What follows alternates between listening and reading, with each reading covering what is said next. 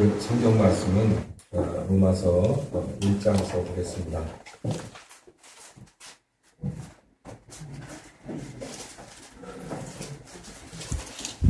로마서 1장 26절과 27절만 읽겠습니다.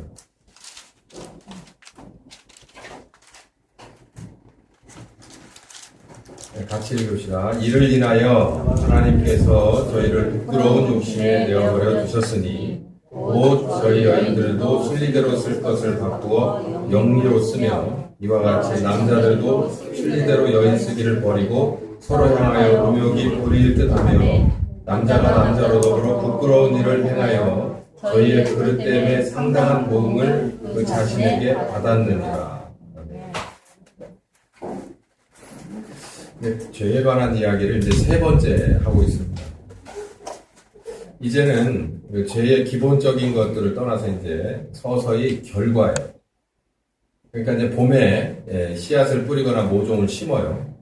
그러면 지금쯤 이제 아주 열심히 잘 크고 빠른 것들은 이제 열매 틀이 나죠. 아, 이게 좀 있으면은 이런 열매를 우리가 따서 먹을 수가 있겠구나. 그런 거죠. 이제 서서히 열매가 죄도 열매가 드러나기 시작해요. 이제 죄가 우리들의 영으로부터 옵니다. 그래서 마음을 거쳐서 몸으로 드러나기 시작합니다. 씨앗일 때는 이게 예를 들어서 콩이다, 이게 팥이다. 씨앗일 때는 혹은 그런 게 아니라 다른 거 뭘 할까요? 형태가 잘 보이지 가늠되지 않는 그런 씨앗, 그런 씨앗일 때는 이게 나중에 어떤 결과로 열매로 올까? 예를 들어 수박씨는 수박이 상상이 안 되잖아요. 씨했을 때는. 그것처럼 이것을 심어서 이게 정말 수박의 이런 형태를 우리에게 보여줄까 하는 것처럼 이게 자라서 그렇게 형태가 그 씨앗이 열매로 다가오듯이 죄도 창세기 3장에 6절에 나왔던 그 선악과를 손에 대고 먹었던 그게 정말 어떤 결과를 낼까? 거기서부터 시작된 죄의 씨앗이 우리에게는 어떤 부작용으로, 악영향으로 다가올까? 이제는 어느덧 결과물이 나오기 시작하는 거예요. 이제 여기서부터는 심각한 것을 우리는 알 수가 있습니다. 죄라는 게 얼마나 무서운 것을 이제는 이 결과를 보면서 우리는 알아요. 참 우매한 거죠. 하나님이 이거 아니다라고 할 때 이런 결과를 보다 더 무서운 것이 올 거라는 걸 생각하고 우리는 그렇게 하지 말았어야 되는데 항상 이 결과물을 보고 반성하는 우리인 거예요. 이제 그 결과가 나오는데 오늘 본문에는 이제 여러분도 딱 눈치를 채셨다시피 동성애라고 하는 결과물을 얘기합니다. 이 결과물이 이제 죄의 결과 1번이에요. 이제 죄의 결과가 1번이 있다면 최소한 2번이 있다는 얘기입니다. 이 역시 2번이 있습니다. 그게 28절부터 끝절까지 나오는 죄의 결과 2번이에요. 그러니까 죄의 결과 이제 1번을 다룰 텐데요.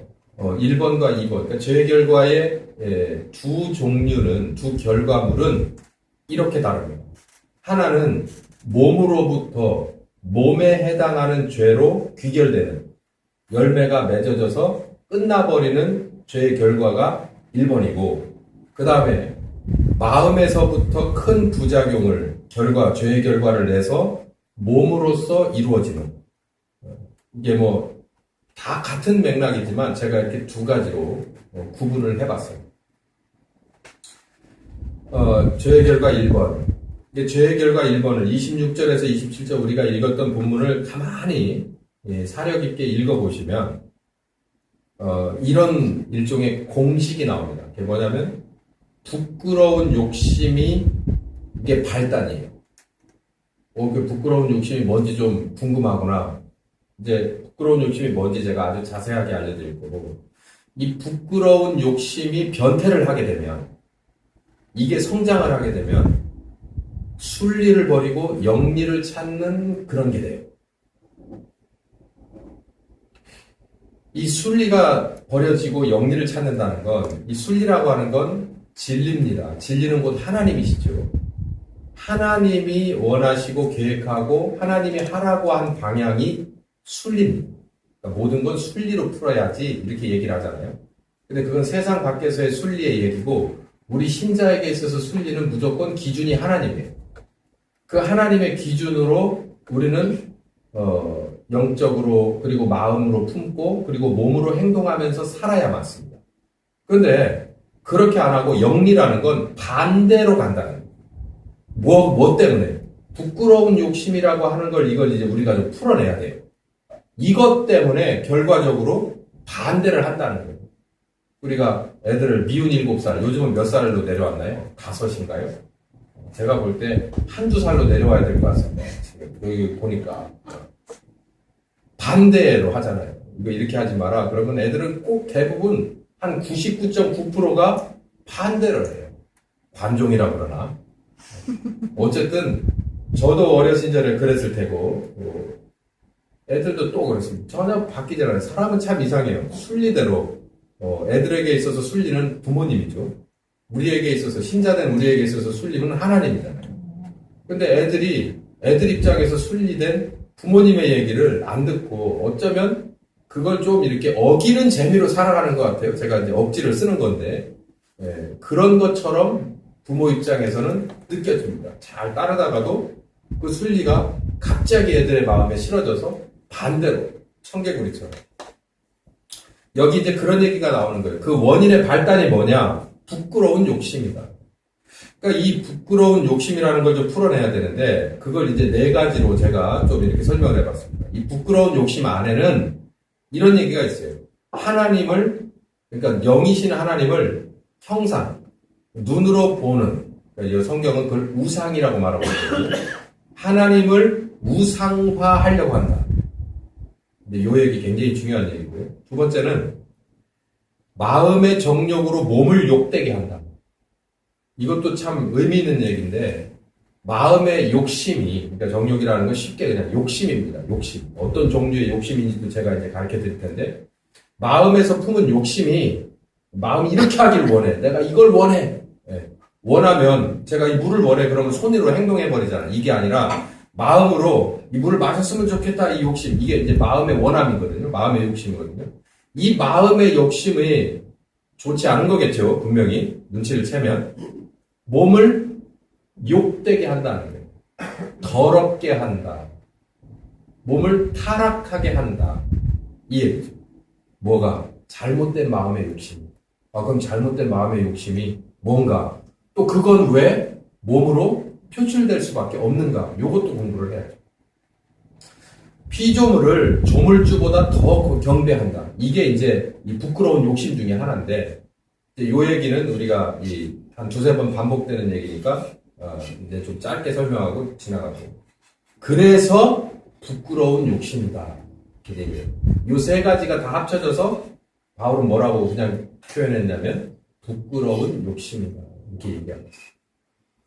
첫 번째, 하나님을 형상 혹은 우상화한다는 얘기예요. 이 얘기는 이 앞서서 나와 있습니다. 우리 지난주에 제가 설교를 했듯이 이 앞전 파라그래프를 보면 30절 그 미만부터 20절 미만부터 23절까지 혹은 18절부터 23절까지 지난주 본문에 제가 이 설교를 한 내용이 들어있어요. 이제 그 안에 있는 것을 제가 이렇게 다시 조금 필요한 부분을 더 확대를 한 겁니다. 18절에서 23절까지 보면 하나님을 이렇게 우상화, 형상화하는 것이 결국은 지존하신 하나님을 지존하신 하나님으로 인정하길 싫어하는 거예요. 그러면 그 반대가 뭡니까? 내가 하나님이 나를 만드셨다. 그러니 당신은 나의 하나님이시고 나는 당신이 만든 피조물입니다. 그러니 명백한 갑이고 을이라는 것을 분명하게 인정하고 받아들이고 고백하고 그렇게 살아야 되는 거예요. 근데 우리들의 마음속에 솔직히 지금 21세기를 살아가는 우리도 누군가가 내가 을이고 누군가가 갑이다라는 것을 분명히 알게 되면 그때부터 속에서부터 꿈틀거리는 그 야성이 있습니다. 네가 왜 갑이어야만 하는데? 내가 너보다 못난 게 뭐가 있는데? 이런 게 이렇게 속에서 우러나기 시작합니다. 근데 그건 결국은요, 나중에 이 미운 눈초리가 되고, 잘못된 것을 미혹하는, 미혹이 내게 있어서 사실로 들어와요. 귀를 통해서. 거짓말인데 그게 사실로 들어온다는 거예요. 이 창세기 3장의 하와의 입장하고 똑같아지는 거예요. 미운 눈이 되고 잘못된 귀가 되고 마음이 삐뚤어진 마음이 돼요. 깨닫는 것이 이게 이 잘못 깨닫는다는 거예요. 그러면서 엉뚱한 믿음이 저걸 따먹으면 결국 내가 하나님과 같이 동률이 되거나 어쩌면 더 앞설 수도 있겠군. 이런 마음이 드는 거예요. 자, 여기 보십시오. 하나님은 정말 이 세상 모든 것을 창조하고 나를 창조한 하나님이 맞습니다라는 것을 모르면 몰라요. 제가 여러분께 이렇게 얘기하는 건 여러분 저 그거 갖고 부족해요 라고 얘기해도 맞습니다. 근데 여기 바울이 뭐라고 말하냐면 누군가 선생님이 나를 포함한 선생님이 말로 여러분을 설득해서 만들어낸 논리로 증명해서가 아니에요. 하나님이 하나님이라는 건 우리들이 본능적으로 알 수 있다는 겁니다. 우리들의 양심을 통해서 알 수 있다는 게 바울의 지적이에요.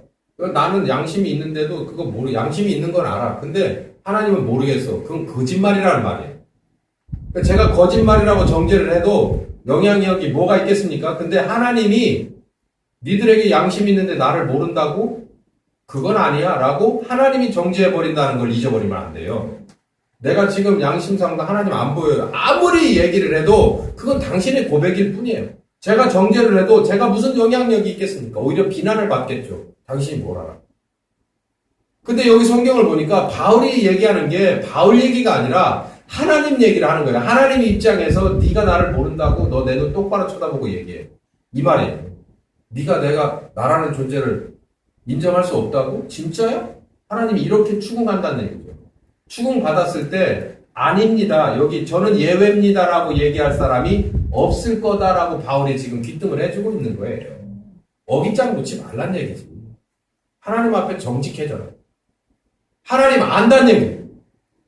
하나님이 창조주라는 걸 안다는 거예요. 자기가 그 밑에서 그분에게서 나온 자라는 것을 안다는 거예요.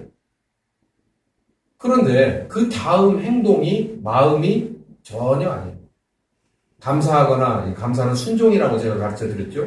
영화롭게 하는 건 인정이라는 거예요. 고백이라는 거예요. 고백이라는 건 굉장히 중요한 거거든요. 하나님 당신은 나의 하나님이십니다. 고백하는 거 하나님이 되게 좋아해요. 당신은 내가 세상에서 제일 사랑하는 여자입니다. 내 아내입니다. 내 남편입니다. 고백해주는 거 싫어하실 분 계세요? 한번 해보라고 시킬까? 세미나 시간 아니니까 잘 넘어가고. 싫어할 사람 없어요. 되게 좋아하죠. 근데 하나님도 그래요. 당신은 나의 하나님이십니다. 절대자이십니다. 꿇어 경배하는, 싫어하는 하나님 아니에요. 엄청나게 좋아하고 오히려 우리보다 더 감동을 먹어요. 근데 뭐라 그러냐면 히브리서의 저자가 니네 마음을 강팍하게 하지 마라. 알면서도 어깃장 놓지 마라. 이 꾸정물에 들어가면 나도 더러워지고 엄마 마음도 아파지고 어쩌면 매를 맞을 수도 있어. 알면서도 그 꾸정물로 가는 애들처럼 그렇게 마음을 강팍하게 하지 마라. 왜 그렇게 하냐? 그렇게 하지 마라. 마음을 강팍하게 해요. 이게 바로 하나님을 우상화하는 우리들의 그런 마음 자세고 단계라는 거예요. 양심이 있어서 알아. 그런데 반응이 시원찮아. 올바르지 않은, 정직하지 않은 반응이 나와. 그 다음에 결국은 이렇게 만들어요. 하나님을 금수, 그러니까는 조류나 짐승의 형상으로 만들어요. 제가 지난주 설교 때 그랬죠. 출애굽기에 나오는 10계명 중에서 1, 2계명이 뭐냐면 나 외 다르시는 섬기지 마라, 또 우상을 만들지 말라라고 했어요. 형상화하지 말라고 그랬거든요.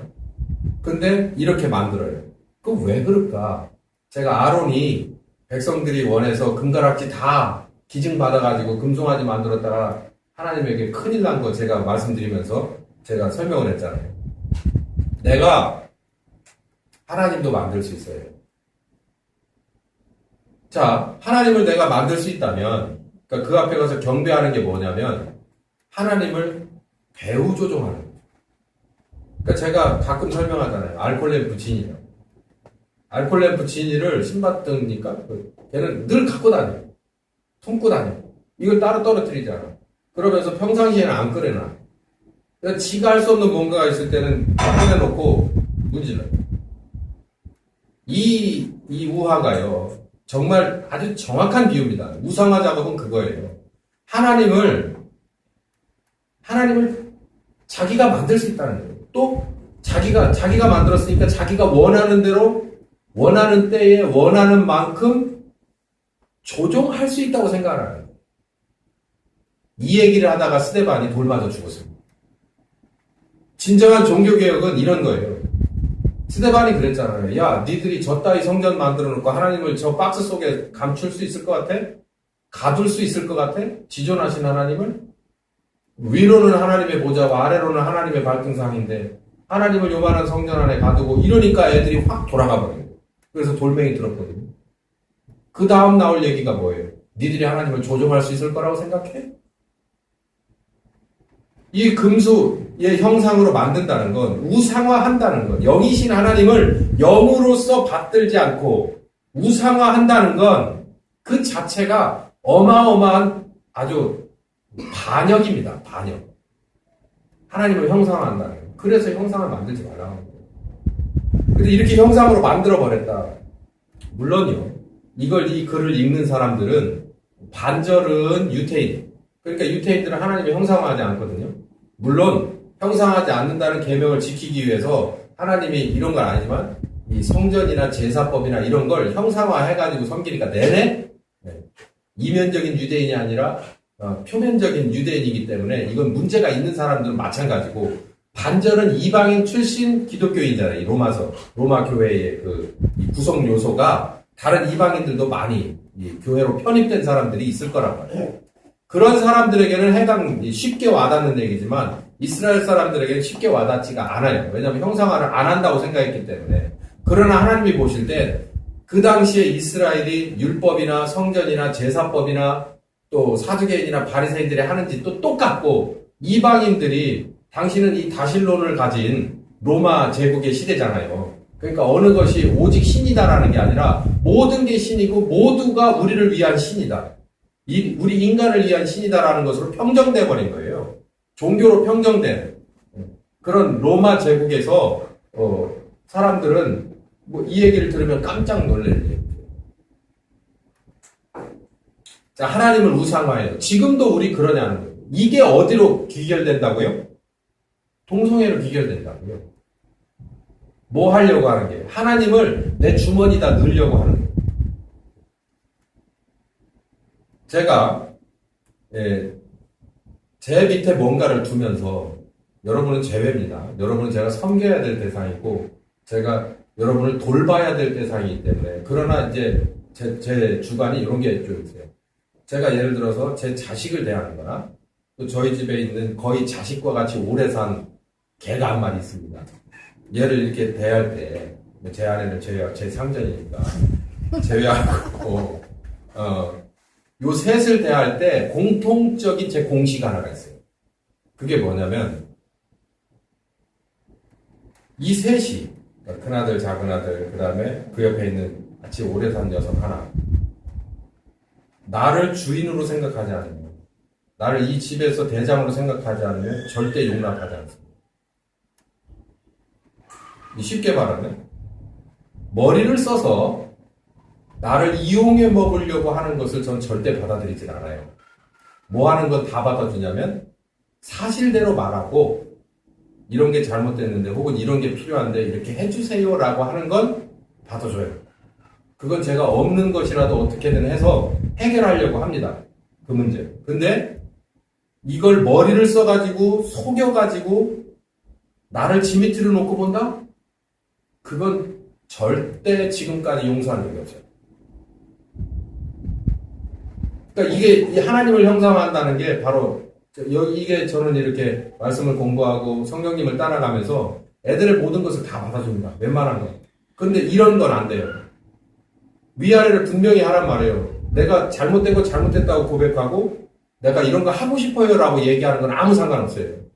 그거는 밑에서 위로 충분히 할 수 있는 얘기고 사랑으로 품을 수 있고 들을 수 있고 생각해 볼 수 있는 일이에요. 그러나 밑으로 생각하고 지 지혜나 이 지식이나 뭘 가지고서 뭘 해보려고 안 됩니다. 그건 절대 받아줄 수가 없어요. 하나님을 우상화하는 건 그런 거예요. 그래 하나님이 받아줄 수가 없어요. 그래서 첫 번째와 두 번째 계명입니다. 니들이 머리 써가지고 내 위로 올라가 보려고 하는 거는 안 된다는 거예요. 절대로 받아들이지 않습니다. 근데 그렇게 하는 것이 나중에 뭐 어디까지 간다? 귀결되는 게 동성애를 귀결돼요. 그러니까 동성애로 가는 건요, 저는 메디컬 박사가 아니라서 몰라요. 그쪽에서 하는 말을. 잘 모르겠어요. 근데 성경을 나름 보고 이걸 가지고서 저는 사는 사람으로서는 여기서부터 출발하는 거예요. 그러니까 우리 모두는 뭐 할 수 있는 기본적인 저기를 가지고 있어요. 그런 이상한 짓을 할 수 있는 기본적인 틀이 마련된 거예요. 혹시 내가 하나님을 내 뜻대로 움직여 볼 생각을 하는 사람. 안 돼요. 결국 나중에 그걸로 종착역으로 끝난다. 두 번째는 창조와 구원하시는 하나님. 제가 이제 이걸 지금 하나님을 우상한다는 것을 요즘 걸로 한번 좀 바꿔봤어요. 자, 창조와 구원하신, 그러니까 지존하신 하나님은 성경에 나온 여호와 하나님이죠. 이름을 우리는 하나님이라고 부르면서 그 안에다가 이런 거 줄여가지고 하나님 이렇게 부르죠. 이 세상을 만드시고, 이제 장로님들 특히 기도할 때는 이 세상을 만드시고 무소부지하심, 우리를 구원하기 위해서 아들을 보내신 나의 하나님, 나의 여호와 하나님 이렇게 얘기하는 거를 줄여서 그냥 하나님 이렇게 얘기해요. 그러니까 우리가 믿는 하나님은 아래와 같습니다라고 설명하자면 무소부지하시며 지존하시며 창조하셨으며 아들을 예비하셨으며 십자가에 죽이셨으며 이거 다 들어가는 것이 우리가 믿는 하나님이에요.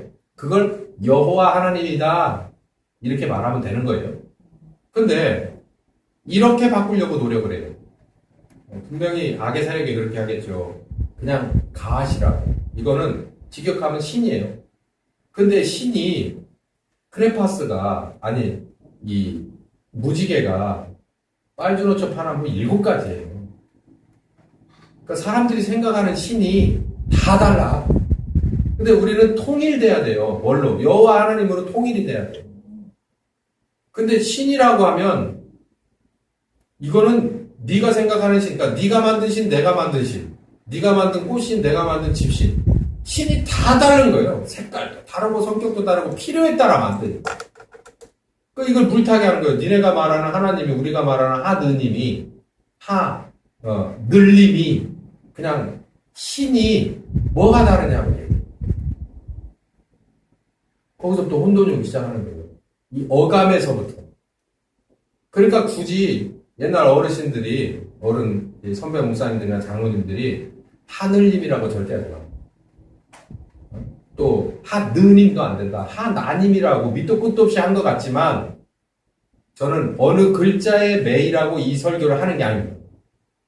이거는 우리들의 마음 자세가, 우리가 믿는 하나님은 이 하나님이어야 된다는 걸 분명히 하라는 거예요.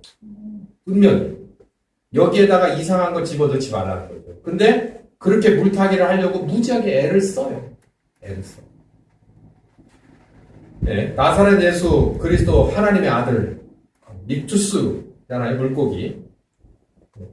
근데 이걸 뭘로 물타기를 하냐면 사회 나가면 이렇게 가르쳐줍니다. 예수? 우린 그리스도라고 얘기하잖아. 하나님의 아들. 우리를 구원하신 그리스도. 근데 뭐라는 인류의 3대 성자 중에 하나다. 중요한 사람이다. 이렇게 가르쳐줘요. 성자. 자, 예수님과 십자가의 구원 관계는요. 예수님의 십자가는 우리의 구원을 위해서 필수적이고 하나님이 오직 한 가지 방법으로만 해결하신 거다라는 것을 우리에게는 오직 십자가만 이렇게 되는 거예요. 근데 뭐라고 가르치냐면은 희생정신. 호환이 되는 거예요. 물타기 하는 거예요. 너무 진해. 커피가 물 좀 타. 물타기 하는 거예요. 오직 예수. 우리는 오직 예수, 하나님의 아들, 나를 위해 십자가 지신 오직 예수, 하나님이 예비하신 그리스도 예수, 메시아 예수 이렇게 얘기를 하면 뭐라 그러냐면 너도 하나님의 아들이야 이렇게. 너도 하나님의 아들. 하나님을 뭐 한다고요? 내 손아귀에 넣으려고 하는 거예요. 가만히 보세요. 제가 이제 수요일날 성경 공부 때 이런 얘기를 이제 더 직접적으로 나오겠지만, 이게 지금 아주 그 어마어마한 반하나님 세력이 여지까지 해오고 있는 겁니다. 이 작업을. 조직적으로 온갖 방법과 수단을 다 써서 우리를 이렇게 미혹하고 어그러뜨리고 넘어뜨리려고 해오고 있어요. 마음의 정욕으로 몸을 욕되게 한다는 건, 여러분 누차 말씀드리지만 우리는요 셋이 있습니다. 영이 있고 마음이 있고 몸이 있어요. 여러분이 보는 몸 안에는 마음도 들어있고 영도 들어있습니다. 근데 이 지배가 어떻게 지배를 받고 피지배를 받느냐면, 영이 마음을 지배를 해요. 제가 이걸 다시 지금 논하기에 시간이 너무 적고요. 영이 마음을 지배하고 그러니까 마음 먹은 대로 행동이 나오는다는 얘기예요. 영이 마음을 지배하고 마음 먹은 대로 행동이 나오는, 마음이 몸을 지배하는 거예요. 로마서 제 강의를 참고하시고요. 이거는 다음과 같은 얘기가 되는데, 이제 제가 첫 번째 줄은 제가 지금 말씀드린 지배관계를 말하는 거고요. 하나님의 영이 우리의 영을 지배하시면 어디까지도 오는 거라는 거예요. 제가 이론적인 걸 말하는 겁니다. 성령께서 우리의 영을 지배하시면 우리들의 어디까지 내려와요?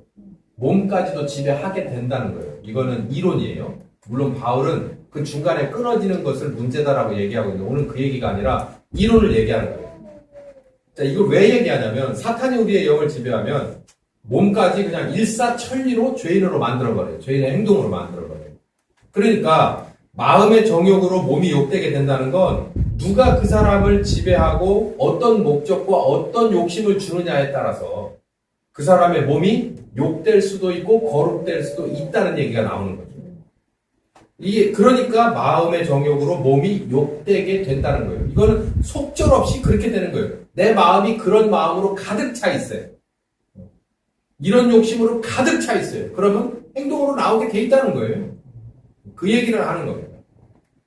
자, 마음의 정욕이라는 건 뭐냐면, 아까 말했죠. 하나님을 내 소유로 하고 싶은 마음이 가득하단 말이에요. 가득해. 그러면 그게 행동으로 나오게 된다. 또 몸을 욕되게 한다는 것은, 이 잘못된 마음이 하나님을 소유하고 싶다라는 건 어마어마하게 많은 이야기를 포함하고 있는 거잖아요. 그러니까 하나님을 내가 원하는 대로 하고 싶다. 하나님은 이렇게 말했지만 나는 이렇게 하고 싶다. 하나님은 예를 들어서 이 본문에 나중에 나오듯이 한 남자와 한 여자를 가정으로 엮었습니다. 그거는 하나님이시잖아요. 성경에 그렇게 나오잖아요. 제가 저들 둘이 동성이라면 결혼 주례 했겠어요? 쟤네들 둘이 하나는 여자고 하나는 남자니까, 더군다나 서로 사랑한다니까 해줬지. 그러지 않고 비슷한 애들끼리 와가지고서 머리 길렀다고 그래서 머리 짧게 깎았다고 제가 해주겠어요? 아니잖아요. 성경에 그렇게 음양의 법칙이 아니라 성경에 그렇게 나오잖아요. 남자인 아담을 위해서 하나님이 직접 빚었어요.